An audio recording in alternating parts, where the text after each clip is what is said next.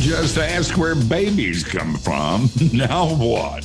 Let's talk about the talk before the talk with Justin and Lindsey Holcomb. He's an old white guy, an author, broadcaster, and seminary professor who's sick of religion. And he's brought friends. Please welcome Steve Brown, etc. And we're so glad you're here. We consider it a high compliment that you would take an hour from your busy schedule to spend that hour with us. From vast experience of many of these programs, it won't be a wasted hour, at the end of which, especially for this one, you're going to be really pleased.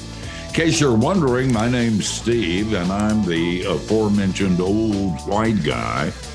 Matthew Porter is our executive producer. He's here, and he's glad Halloween is over. It's just too spooky for him. For example, one night, all of his kids' Butterfinger candy bars just disappeared. What happened? We may never know. Do you feel mildly guilty, Matthew?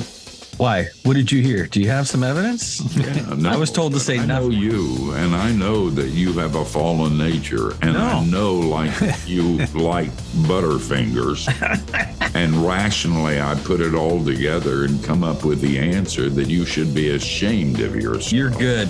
How do you get rid of the wrappers? Yeah. Our video director and one-man IT department, John Myers, is in his tech bunker. Lately, John's been studying numbers, specifically the number of days until the end of the election cycle. And me too. And Dr. George Bingham is the president of Key Life. He's been inspired profoundly by the Holcomb's prolific writing career. So George has now written a new prosperity gospel book. It's called God Wants You to Have a Boat. Oh, and Kathy Wyatt is the soft feminine side of the program. Kathy is also secretly the sixth member of the Spice Girls. Pumpkin spice. Oh, Matthew, you need a vacation, son. Yes, Matthew, you do. These things are getting embarrassing to even read. Hey, we have great guests today. Justin Holcomb is a priest, a professor, and an author. He's written or edited 20 books on abuse, theology, and biblical studies. And Justin also teaches theology and apologetics at Reformed Theological Seminary and Gordon Conwell Theological Seminary. Lindsey A. Holcomb works at Samaritan Village, and that's a safe home and therapeutic program for adult survivors of sex trafficking. She's also the co-founder of REST, R-E-S-T, an organization that provides pathways to freedom, safety, and hope for those who are involved in that industry. Hard place for them and a hard place for those folks.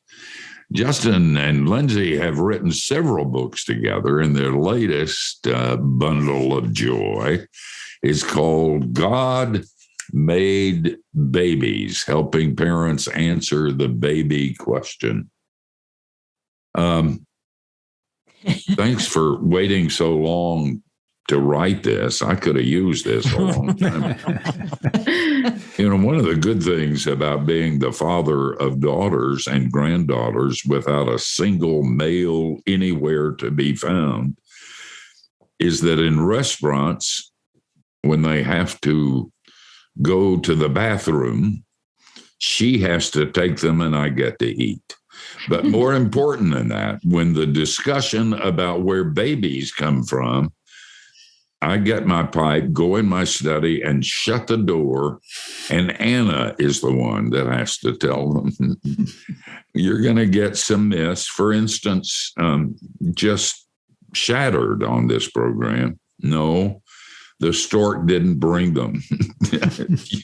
you and Kathy sent a note to Justin earlier today and said it's going to be good to have you on the program. I wonder where babies come from. My mother never told me. So it's going to be information. And usually in these kinds of programs, when the word sex comes up, I say something about little ears, and you might want to have them go play with some toys while we discuss adult topics. But that's not true here, because they make very clear that this book is not about sex. It's about something else. So, Lindsey, or Justin, either one, tell me. I was kind of disappointed. I was looking for some sex and violence in this book and couldn't find either one. That's awesome. What's the book really about? Oh, thanks for having us on today. The book is not about the sex question. It's answering the question your child's going to ask when they say, where do babies come from? Out of curiosity, because they see a pregnant mama, because they see a baby in a stroller or in a parent's arms. They're going to ask that question. It's not about sex. They want to know actually, where did they come from before they were born, before they realized who they were? So it's really them asking about themselves. Yeah, the goal is to talk about reproduction, not how things reproduce, but the idea of reproduction, because kids because they don't know the answer on how babies technically, mechanically, like what needs to happen for them to be made. They're asking the question Lindsey brought up, like, where did I come from? Which is a great question, like the honor to be able to answer that question. So just so all the listeners know, and grandparents, parents, caregivers, this isn't us giving advice on how to do the talk. One, you need to have more than a talk, but two, it's about the questions behind that. Before you get to talking about sex, there's a lot of things that should be discussed before you get there.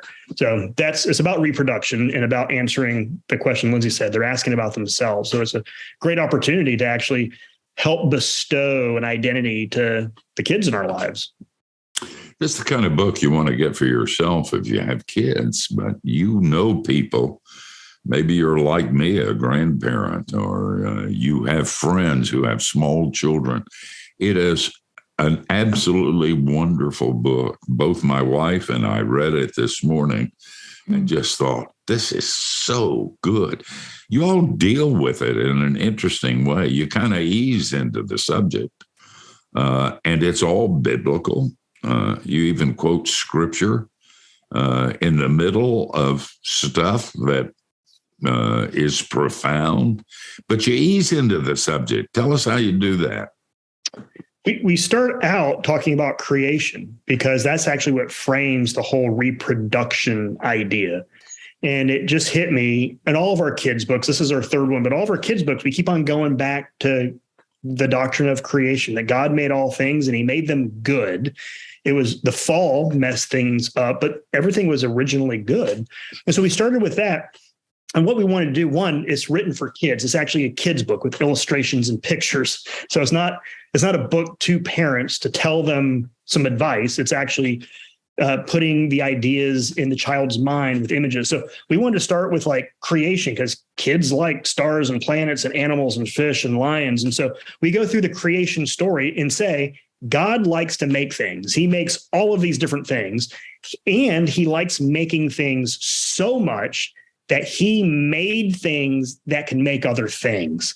So we want them to have this idea of wonder of like, wait a second, God really likes making things. He's got to really like making to make things that can make other things. So that way it frames the reproduction conversation as participating in something that God does and something that he's called us to do, like be fruitful and multiply. Like he's bestowed that to his creation, not just humans, but to seeds and flowers and fish and monkeys and platypus and birds, all these different things make things.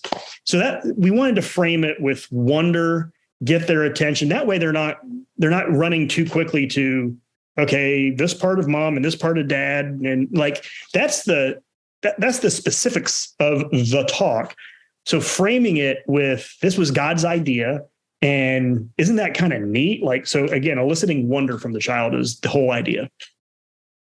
You know, the thing that's so good about this is that it starts so early and it's so basic and it's so important, those years, and how you do it and how you say it and how you teach it and how you illustrate it. So this is a book not just about how babies are made, but how big God is and how kind he is and how valuable they are. It's a good place to start. And you ought to get this book. It's a delightful book with the illustrations. I now hold it in my nicotine-stained hands. God Made Babies, helping parents answer the baby question. And then at the end, there is a note to you parents that you'll find very helpful too. Guys, we're gonna back out for a little while, but don't go anywhere, because this is going to be an interesting discussion, and it's one that you probably haven't heard before. Some insights that'll make a difference in your life. So hang in while we sell product like Jesus. We will return.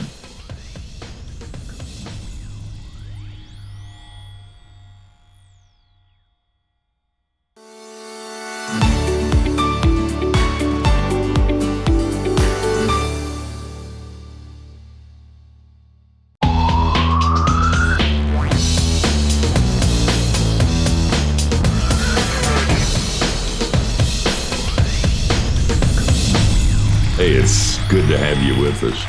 I say it all the time and mean it all the time. You always have a place at our table. This is a delightful book. It's a children's book. And you haven't read anything like this before. This handles something in a very different and wonderful and profound way. And it's not just where babies come from. It has to do with God and what's he like and what does he do and what part does he play in it. And you'll love this book and you'll want to give it to all of your friends who have small children. Guys, I enjoyed going through the book. I mean, the illustrations are fun and it's even kind of handy, I thought, for parents, comparing the fetus size to the number of weeks. That at 4 weeks, it's, as big as a poppy seed, and 7 weeks as big as a blueberry, and so forth. And I thought, that would be a cool way to explain it to kids. But, and one of the things I also really liked, kind of setting the table, your goal is to note to the parents, your goal is to create an atmosphere that encourages questions, asking and answering on the part of both of you and your child. And I thought, just putting that right up front and clarifying, making sure people are trying to set the environment. But Lindsey, one of the things we were talking about off air was what ages would parents anticipate the questions coming up along this line? And I'm sure it's different stages, but. Sure. No, that's a great question, because it is a very normal and healthy and developmentally age-appropriate question. And it typically will spring up around 3, 4, 5. That's when children start to notice, like, there's a pregnant woman, or all of a sudden a baby appears, with a mom in the classroom, or it's another classmate is maybe talking about a sibling that was born. So 3, 4, 5, they start to notice that, and it really sparks their curiosity. And so Jess and I thought thought this book will help equip parents so that they can start preparing for these conversations, which are going to be inevitable, whether their child's going to initiate or the parent needs to initiate, so that they can be that important kind of sounding board of information for their child. And our hope with this book is that they will not, by being prepared, the parent's going to make it a casual, just natural conversation and not make it weird. Because I think that's where a lot of us as parents come from, of just this place of anxiety or awkwardness where we think, oh, I'm going to mess it up. Or I've got so much pain in my past from sexual sins and sexual abuse that's happened to us, or things that we've done before in our past that just maybe is making it a really muddled conversation. And so we just thought, let's make a book that parents can read with their children around 2, 3, 4, 5 and up. But typically those preschool, early kindergarten years are when children are asking. But another age is that most children are hearing about sex from their peers by age 8, which is 3rd grade. And we found a lot of our friends were talking to their kids. They would take them away for a big weekend and have the big sex talk when their child was in 5th grade, which is 11 or 12. Well, Justin will probably share some stats, but way before age 11 or 12, your child is hearing things. They're having questions. They're wondering. And who's going to answer them? If it's not you, it's going to be somebody else for sure. And they're going to get some really bad information if we as parents are not having small, frequent conversations with them. I think taking your child away for a weekend away at a certain age could be a really beautiful thing, but do not let that be it. Justin and I have very different backgrounds of how we were raised. I had a video when I was probably in 5th or 6th grade. It was kind of like a sex ed 101, and that was it. There was no discussion. There was no follow-up. Do you have any questions? It was just the video, as opposed to Justin's story, which was really beautiful with a lot of conversation. So he felt really free to ask questions. And then he, of course, went and told his whole kindergarten class about what he learned. But that's another story. A teacher from the beginning. Yes. It was destined to be. Well, it was in kindergarten, and on recess, I saw frogs mating, but I didn't know what they were doing. So I caught the frogs and I went back after recess, and I said, we did show and tell after recess. I said, can I go first? Because I got something. And the teacher was like, yeah, sure. I got up there and I was like, look, what are they doing? Fornicating frogs. They're playing lead. You were not only a teacher in those early years, you were a troubler in Israel and still are. So I said, what are they doing? And the teacher said, boys and girls, go home and tell your mommy and dad and your family that you saw frogs dancing. So I went home and I told my mom and dad that I saw frogs dancing. And that was at dinner. My dad looked at my mom and they gave this like knowing look and nod. And he said, hey, after dinner, before you go out and play, I want to talk to you for a little bit. And I was like, okay, sounds good. So my dad's an artist. He got out a sketch pad and a pencil and started drawing a naked bodies. And I was like, this is spectacular. Wait till I tell the class. Yeah, I can hardly wait to get back to the kindergarten class. You both knew the value of a strong visual aid. That's impressive. So my dad explained it to me. It was just so kind of normal part of the conversation. Like he was teaching me what I saw. And he said, this is for something for adults to talk to the kids, like parents and caregivers. So I don't want you to say anything to anyone about this, okay? Because I wanted to tell you, and that way you and I can, if you have more questions, let's follow up. Do you understand? And we just had that pathway of that conversation was laid down. So the next day at school, I completely disobeyed my father, and I was like, guys, I got to talk to you about You're something. not going to believe this. I came in. They weren't dancing. Yeah, they weren't. Those frogs, they were not dancing. This is what I went around and I was like, so let me tell you about my private parts, boys. I started explaining everything else around, like what was going on.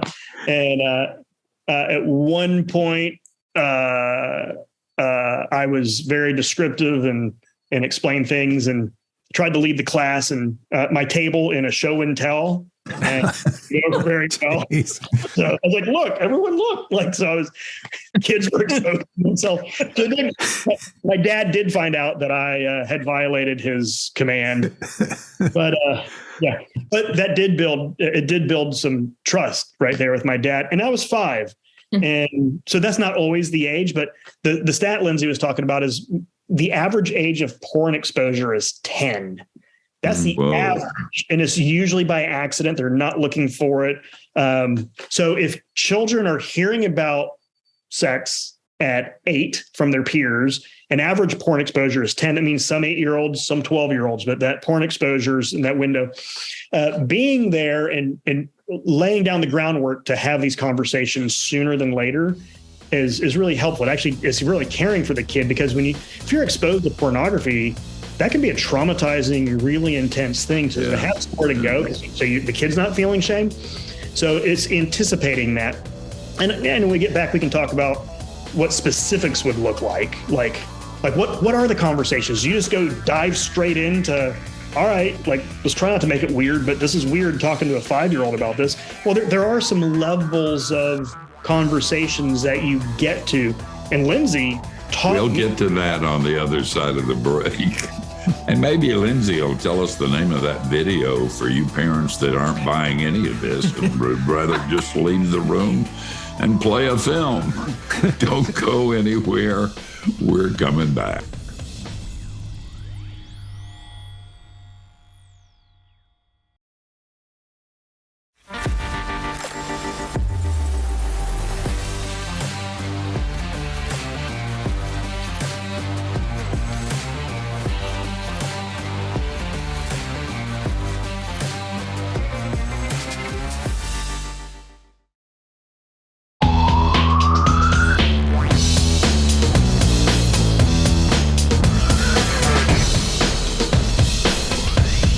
Hey, so glad that you're here.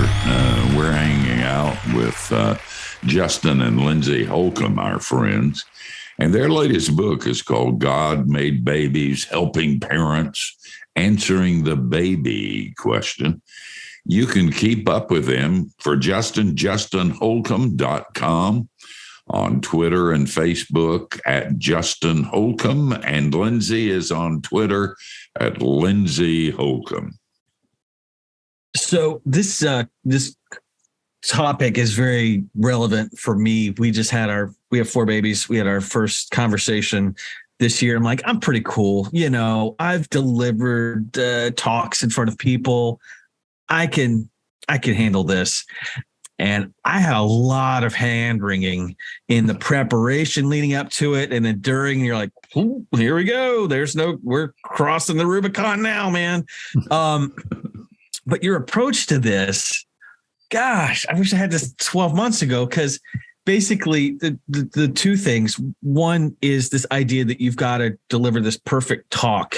And it's, and it's like, no, take the pressure off, right?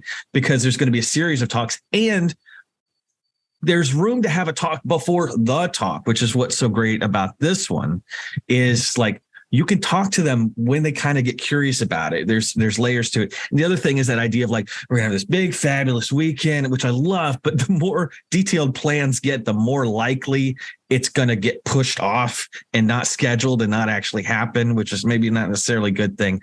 But talk to us in more detail about the levels, the kind of entry points where you can arrive at this conversation. Well, you said it just in this last couple of seconds. You said frequent conversations. And that's one thing Justin and I always want to tell parents is have small, frequent conversations, because no kid wants to sit down for a lecture or a PowerPoint slide. Worst TED Talk ever. No, they just want their question answered, and then they want to go on their way. And so for parents, keep that in mind that, typically the younger the child, the less details they need.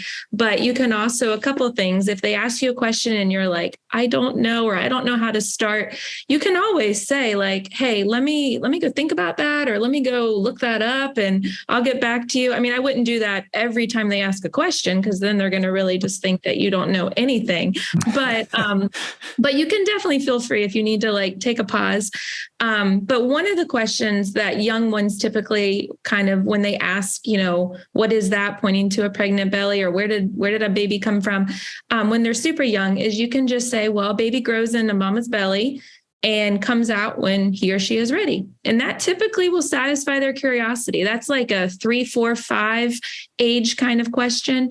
And so just small details. And you can ask them at the end, like, do you have any more questions, to kind of see where they're at? And they might be like, nope, I want to go play. And then they'll go on their way. And then maybe that might buy you a year. It might buy you 6 months. It might buy you 2 years. But then the next question is going to be, well, it's a mama and a daddy make a baby. And so God takes a little bit of mama and a little bit of daddy. And then God grows you and puts you in mama's belly. And then you grow there, and then you come out, and you can teach them the proper ways that babies come out.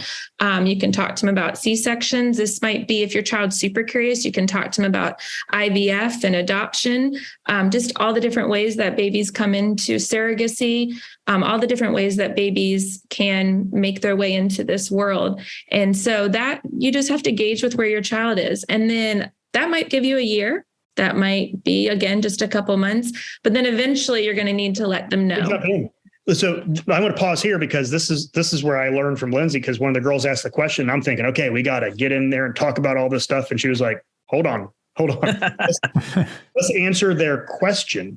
That's the thing is, parents go, oh, this is the talk time. And we kind of up, and you don't hear the question. And she's like, here we go. And so she just did it. And I was like, that was enough. Like, God takes a part of mom and a part of dad and grows a baby. That was literally like a year and a half. I mean, I think year and a half. So that for me was just super important. And then later on, finally they say, what's the question? Well, then one of them said, I think the younger one, she was like, exactly how does God take a little bit of mom and a little bit of dad and knit you together? And I was like, okay, now this is when we have to launch into explaining. And we had talked about, and this is very important for parents, to name the body parts, give them their proper terms. This helps a lot with sexual abuse prevention. It empowers them. This is their body that God has made. These parts were made good.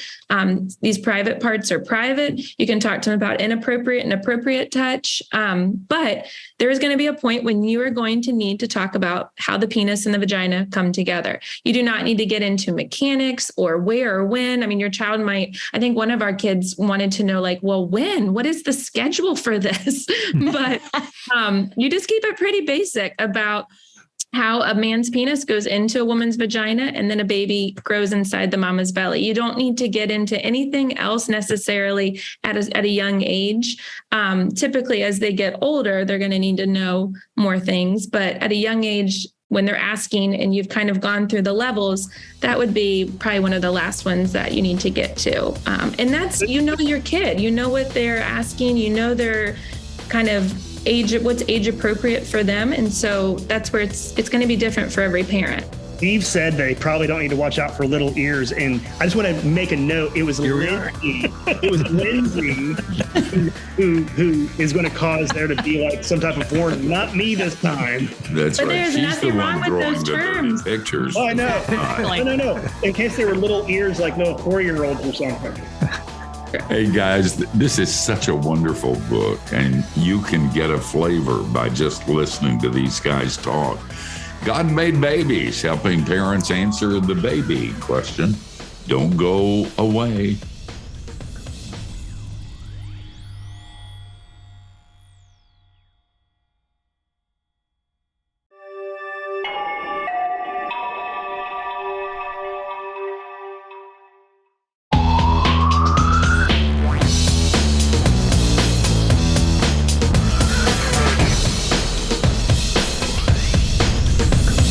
We're glad you're with us.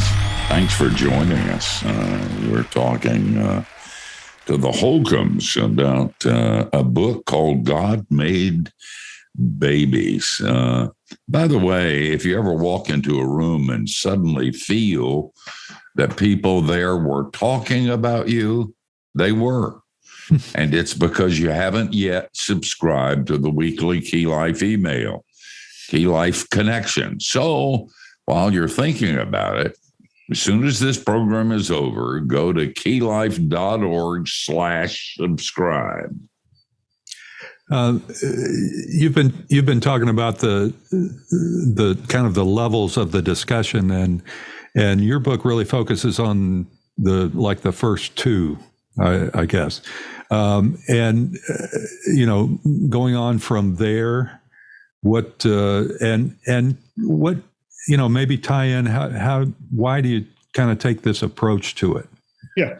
Well, and that's helpful because I want parents to know that the book isn't doing the talk or the talks. We're getting to God takes a little part of mom and a little part of dad and grows a baby, because we want parents to be able to determine how that specific conversation about that third level takes place and when it takes place. It's up to parents to decide, and every kid's different. But the importance of doing this conversation is because you want to lay the groundwork of trust.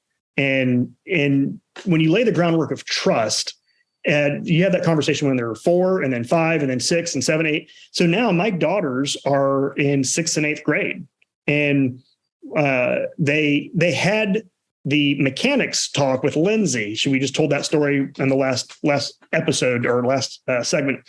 But they come to me usually when I'm driving, because there's no eye contact, and they can ask from the back, like, "Hey, Dad, what about this?" And so and Lindsey gets questions too, but I get bombarded with really specific questions, and they kind of giggle. Or my 8th grader, I love this. I love the fact that my 8th grade, my 13-year-old daughter, when I'm saying goodnight to her, praying with her, she'll say, "Hey, Dad, I heard a word at school. Can you explain what this is?"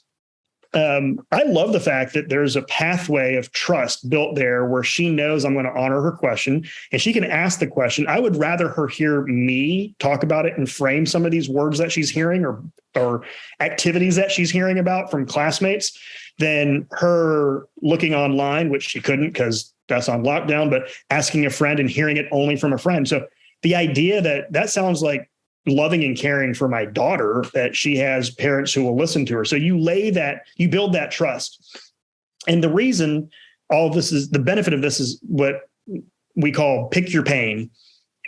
Pick your pain. You can either deal with the awkwardness of having the conversation. Like, let's just be honest, it's weird talking to a little kid about how babies are made. Like, and not weird bad. It's not a normal conversation you ever have in your life, except for when you have a kid and a reason to talk about it. So it's not a common conversation.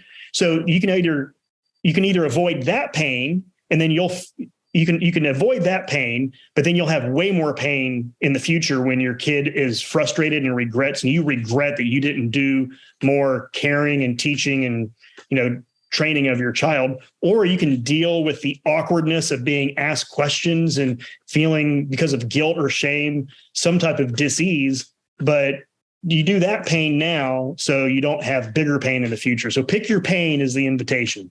It doesn't need to be painful, but it just works well because it starts with a P. So but pick your pain and decide when you want to have it, now or later. Anthony? Guys, I just wanted to go back a couple steps before. I would imagine that the issue of creating a safe atmosphere obviously is different dependent on the age of the children with whom you're talking. Also different if you've begun this process very early on, like you're talking about, the creating that is a whole lot easier if you've had it, multiple times before that. But as you were saying, Justin, it is weird. And sometimes it's like it's not the kids that are weird, it's the parents who are weird. And I would imagine again, and I don't want to put words in your mouth, but I would imagine again that the parents are weird, probably more weird if they haven't begun this process a whole lot earlier, because it's like all of a sudden, if you have a 12-year-old and you're having to go, whoa, what about weird parents? How do parents not be weird? This is really a very weird subject. That's a great question. We were actually talking with a group a couple weeks ago, and one of the things parents I think often feel is like, I was such a failure with, sexual purity back in my day. Who am I to give advice to my child about anything related to sex or the topic of, or I've got so much pain from things that were done to me.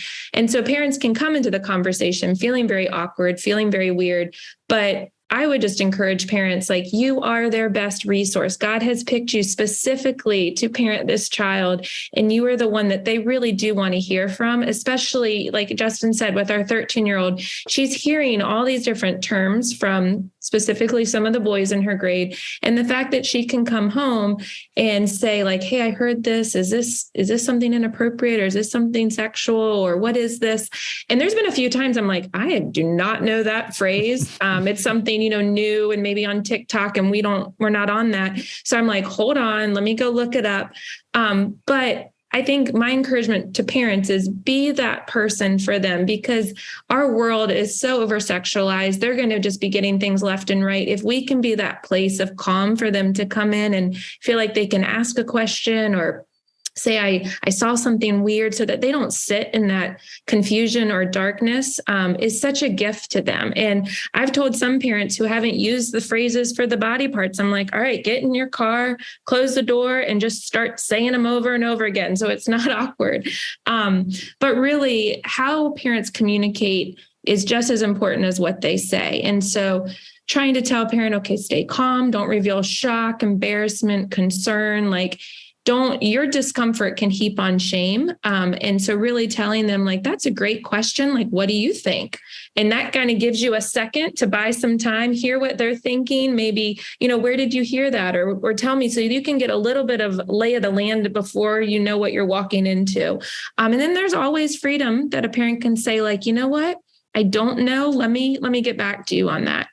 So there's a lot of options, but I would just encourage parents, we as parents will search out the best car seats. We'll put them in swim lessons. We get them all, the right doctors and the dentist. We do all these things to help them to be strong and very confident and capable. This is just another thing that as parents, we are called to do for their protection and to equip them in this world. So that would be my advice. Good. Wow. This has been a great hour. And boy, it's gone by fast. You guys, once again, have done a really good thing for people. A gift. You got to get this book. It's called God Made Babies by Justin and Lindsey Holcomb. You'll rise up and call them blessed just as we do. Guys, thank you for taking time to be with us. And thank you for taking the time and the effort to write this book. Blessings on you both. Thank you, Steve. Thank you very much. Thanks, guys. Thanks. Guys, we're going to come back right after the break, tell you who we're going to do it unto next week. And as always, you're going to be shocked. So don't go anywhere.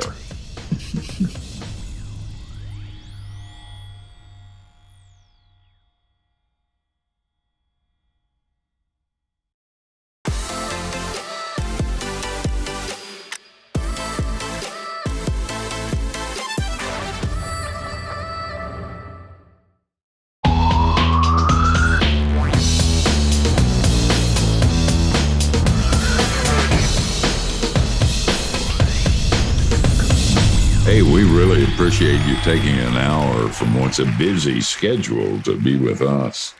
And we try not to waste your time, and by and large, we don't.